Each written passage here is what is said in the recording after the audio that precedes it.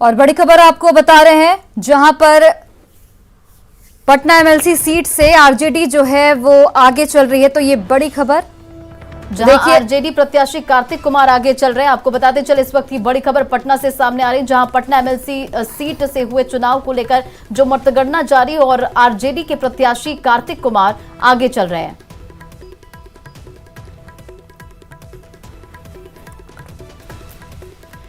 तो इस वक्त की बड़ी खबर आपको पटना से बता रहे हैं, जहां पटना एमएलसी सीट को लेकर चुनाव के बाद मतगणना जारी। और देखिए इस वक्त की बड़ी खबर पटना से आ रही, जहां पटना से आरजेडी प्रत्याशी कार्तिक कुमार आगे चल रहे हैं।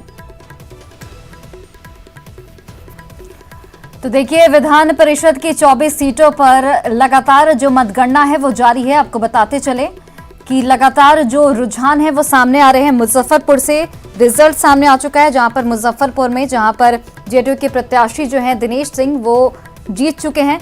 एनडीए के 2 प्रत्याशी यहां पर जीते हैं। मुजफ्फरपुर और पूर्णिया में एनडीए की जीत यहां पर हुई है। मुजफ्फरपुर से जहां पर जेडीयू की जीत हुई है, वहीं अगर पूर्णिया की हम बात कर लें तो पूर्णिया से बीजेपी ने बाजी मारी है। तो ये आप रुझान धीरे धीरे अब लगातार सामने आ रहे हैं। हाजीपुर से एनडीए की जीत तय मानी जा रही है। तो ये बड़ी खबर आपको बता रहे हैं, बड़ा अपडेट दे रहे हैं। एलजेपीएल यानी कि यहां से भूषण आगे चल रहे हैं। भूषण राय को 2460 वोट मिले हैं। आरजेडी प्रत्याशी सुबोध राय को 1800 वोट मिले हैं। तो यहां पर आपको बताते चले कि एमएलसी चुनाव के लिए मतगणना का काम लगातार जारी है। लगातार रुझान सामने आ रहा है। विधान परिषद की 24 सीटों के लिए मतगणना हो रही है और पटना एमएलसी सीट से आरजेडी आगे चल रही है। और पटना से हमारे सहयोगी अमित फोन लाइन पर जुड़ गए हैं। अमित, देखिए जो अभी रुझान सामने आए हैं उसके हिसाब से जो एनडीए गठबंधन की जो सीट है वो वहां से जो प्रत्याशी हैं वो आगे चल रहे हैं। फिलहाल क्या कुछ अपडेट और आपके पास? देखिए पटना एमएलसी चुनाव के अगर परिणाम की बात करें तो परिणाम थोड़ी देर में आएंगे, लेकिन फिलहाल कांटे की टक्कर जो है वो आरजेडी और एनडीए के प्रत्याशियों के बीच में चल रही है। आरजेडी के प्रत्याशी जो हैं कार्तिक कुमार वो आगे चल रहे हैं। हालांकि अभी ये स्पष्ट नहीं किया गया कि कितने वोट से आगे चल रहे हैं, क्योंकि वोट का काउंटिंग जो है वो जारी है और थोड़ी देर में जो है कह सकते हैं कि परिणाम आएंगे। दोपहर बाद परिणाम आने की उम्मीद है। तो ऐसे में आरजेडी के कार्यकर्ताओं को जब ये बात पता चला कि उनके प्रत्याशी एनडीए के प्रत्याशी से आगे चल रहे हैं तो उत्साह देखने को मिल रहा है। हालांकि प्रशासन जो है वो स्थिति पे लगातार नियंत्रण किए हुए है, लोगों को समझा रही है, अशांत करा रही है। और सीधे तौर पे प्रशासन का कहना है कि अभी काउंटिंग चल रही है, तो जब तक काउंटिंग पूरी नहीं हो जाती है तब तक किसी तरह का कोई उमंग शोरगुल ना करें। अगर करेंगे तो कानूनन दंडात्मक कार्रवाई है वो की जाएगी, क्योंकि काउंटिंग सेंटर पे, मतदान केंद्र पे शांति बहाल हो, इसके लिए जो है पहले से निर्देश जारी किए गए हैं। अगर कोई भी उसका अवहेलना करेगा तो उसके खिलाफ कार्रवाई की जाएगी। लेकिन सबसे बड़ी बात है कि आरजेडी के लिए थोड़ी राहत भरी बात है कि कार्तिक कुमार जो है वो आरजेडी के प्रत्याशी वो यहाँ पे आगे चल रहे हैं। अगर दूसरे जिलों की बात करें तो वहाँ पे अत्यधिक जो सीट है वहाँ एनडीए के प्रत्याशियों के द्वारा जो है वो बिल्कुल। चलिए अमित, बहुत बहुत धन्यवाद तमाम जानकारियों के लिए।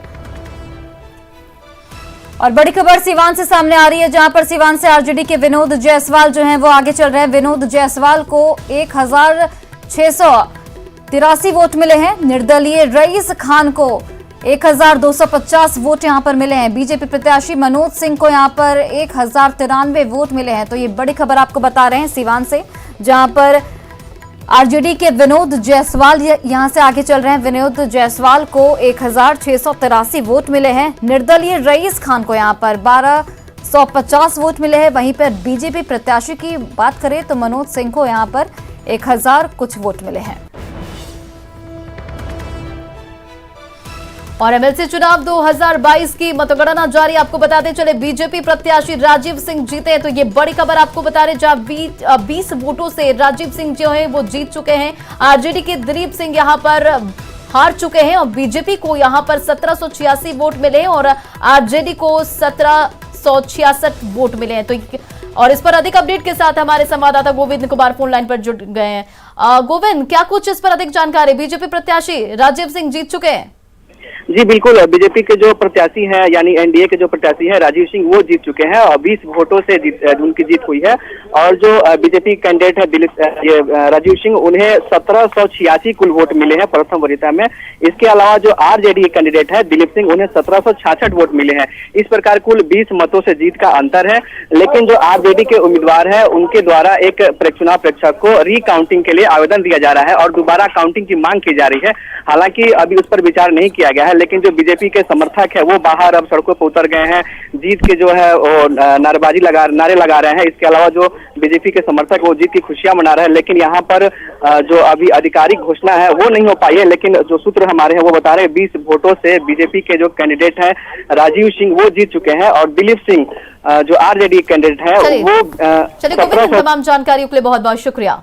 और देखिए, समस्तीपुर से एक बड़ी खबर सामने आ रही, जहां एमएलसी चुनाव को लेकर मतगणना जारी और बीजेपी के तरुण कुमार आगे चल रहे हैं। 2000 वोटों से आगे चल रहे हैं तरुण। आपको बताते चले कि प्रथम वरीयता के वोटों में आगे चल रहे हैं तरुण कुमार। तो ये बड़ी खबर आपको समस्तीपुर से बता रहे, जहां एमएलसी चुनाव को लेकर मतगणना जारी और बीजेपी के तरुण कुमार आगे चल रहे हैं। 2000 वोटों से आगे चल रहे हैं तरुण कुमार। और आपको बताते चले कि प्रथम वरीयता के वोटों में आगे चल रहे हैं तरुण कुमार। और अधिक अपडेट के साथ संवाददाता मुकेश हमारे साथ जुड़ गया। मुकेश, क्या कुछ इस पर अधिक जानकारी? देखिए, बीजेपी के तरुण कुमार आगे चल रहे हैं 2000 वोटों से।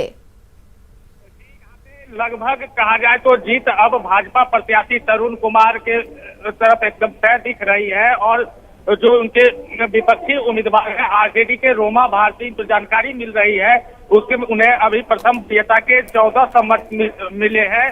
और तरुण कुमार के जो भाजपा प्रत्याशी है उनके पक्ष में करीब 3400 वोट मिले हैं। तो पूरी तरह से एक तरह से जीत तय है यहाँ पे भाजपा प्रत्याशी की। और एक बार फिर दोबारा जो समस्तीपुर की एमएलसी की सीट है उस पर भाजपा काबिज होते दिख रही है। जी देखिए, ये जो फासला है ये ज्यादा नहीं, 2000 वोटों से वो आगे चल रहे हैं।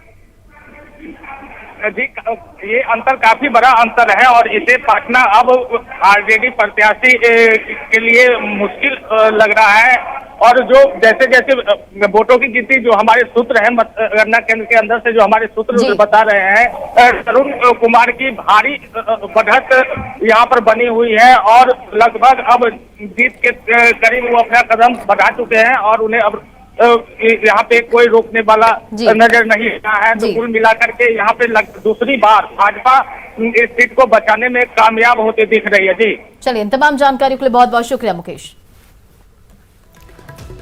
तो देखिए, ये बड़ी खबर आपको बता रहे, जहां बीजेपी के तरुण कुमार आगे चल रहे हैं, 2000 वोटों से तरुण कुमार आगे चल रहे हैं। तो ये समस्तीपुर से बड़ी खबर, जहां प्रथम वरीयता के वोटों से आगे चल रहे हैं।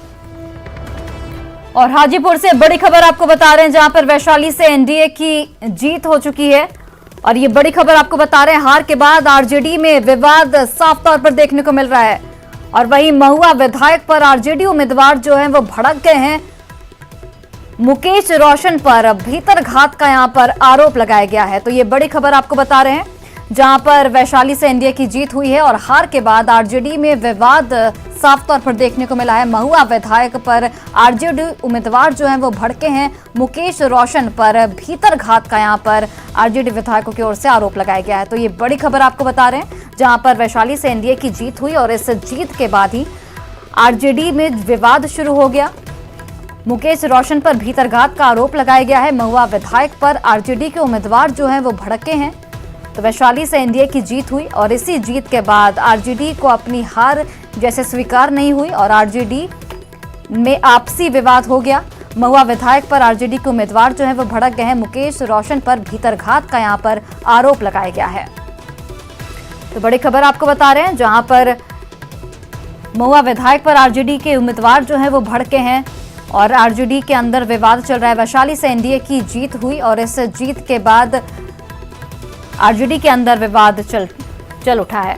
और प्रफुल्ल हमारे फोन लाइन पे जुड़ गए हैं। प्रफुल्ल, देखिए, इस जीत के बाद अब आरजेडी के भीतर खाने जो विवाद चल रहा है उस पर क्या कुछ जानकारी? जी बिल्कुल, ये जो जीत हुई है और उसके बाद राजद प्रत्याशी अभी काउंटिंग खत्म भी नहीं हुई है, उसके पहले ही राजद प्रत्याशी मतगणना केंद्र छोड़कर सुबोध राय जो है वो बाहर निकल गए और उन्होंने स्पष्ट तौर पर आरोप लगाया है कि स्थानीय जो महुआ के विधायक मुकेश रोशन है, उन्होंने भीतरघात किया है, उन्होंने धोखा देने का काम किया है, जिसके कारण उनकी हार हुई है। और उन्होंने स्पष्ट तौर पर कहा है कि मीडिया के माध्यम से और ऐसे भी वो प्रदेश नेतृत्व को इस बात की जानकारी देंगे कि महुआ विधायक जो पार्टी के खिलाफ उन्होंने काम किया है और भीतरघात कर, धोखा कर उनको हराने का काम किया है। जी प्रफुल्ल, मुकेश रोशन पर यहाँ पर भीतरघात का आरोप लगाया गया है, इस आरोप का आधार क्या कुछ है? आधार ये जैसे सुबोध राय से मेरी बात हुई, जो राजद प्रत्याशी हैं, जो जिन्होंने हार स्वीकार की है, और उन्होंने ये स्पष्ट तौर पर बताया है कि वैशाली जिले में जो यादव समाज के मतलब जाति के लोग की संख्या जो है वो बहुतायत में है।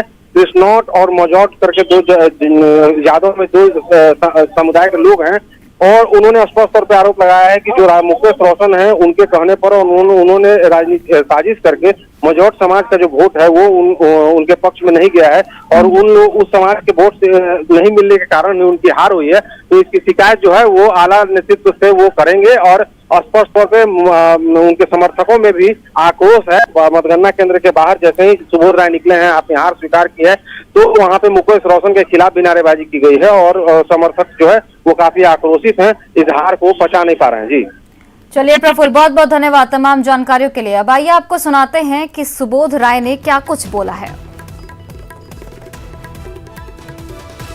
तो मुकेश रोशन पर भीतरघात का आरोप लगाया गया है। महुआ विधायक पर आरजेडी उम्मीदवार जो है वो भड़क गए हैं। तो वैशाली से एनडीए की जीत के बाद आरजेडी के भीतर खाने विवाद शुरू हो चुका है। हार के बाद आरजेडी में विवाद हुआ है।